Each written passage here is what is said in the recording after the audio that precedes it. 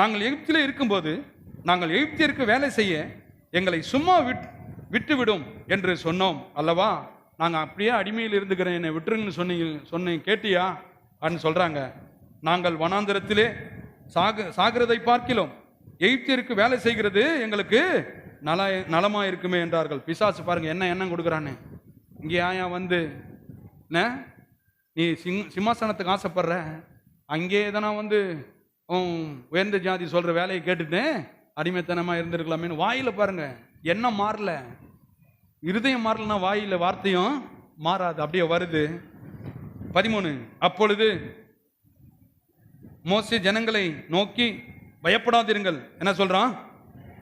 பயப்படாதிருங்கள் அப்படின்னு சொல்றோம். பயப்படாதிருங்கள், நீங்கள் நின்று கொண்டு இன்றைக்கும் கர்த்தர் உங்களுக்கு செய்யும் ரட்சிப்பை பாருங்கள்.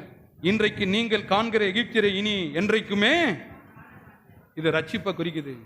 நீங்க ஒன்றும் செய்யாதீங்க, சும்மா நின்று பாருங்க. கல்வாரி சிலுவையில் அவர் என்னென்னலாம் செஞ்சு உனக்கு ரட்சிப்பை இலவசமாக கொடுக்குறாரு அப்படின்னு பாருங்க அப்படின்னு அங்க மோசே கொண்டு சொல்றாரு.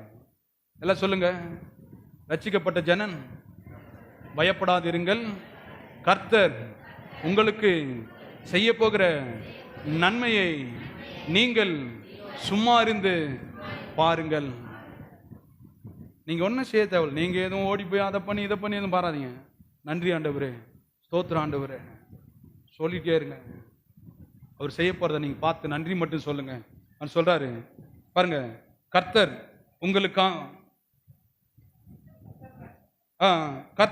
உங்களுக்காக யுத்தம் பண்ணுவார்.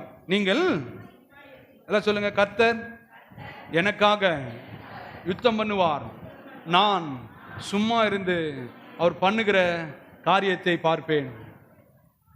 இவங்க என்ன பண்றது? 40 நாள் ஓடி போய் எதனா பண்றது, அதை பண்றது, உருள்றது, பெறல்றது. ஆண்டு சொல்றாரு, யுத்தம் கர்த்தருடையது, நீங்கள் அவர் செய்வதை சும்மா இருந்து பாருங்கள். நீங்க ஓடி போய் ஏதோ உபவாசம் போட்டு அதை போட்டு முழு ஜபம் போட்டு இதை பண்ணி அதை பண்ணி எதுவும் செய்யப்படுறது கிடையாது. ஆண்டவர் சொல்றாரு, ஒருவன் ரட்சிக்கப்பட வேண்டும் என்றால் இருதயத்தில் விசுவாசித்து வாயில் அறிக்கையிட்டால் நீங்கள் ரட்சிக்கப்படுவீர்கள். ரட்சிப்பு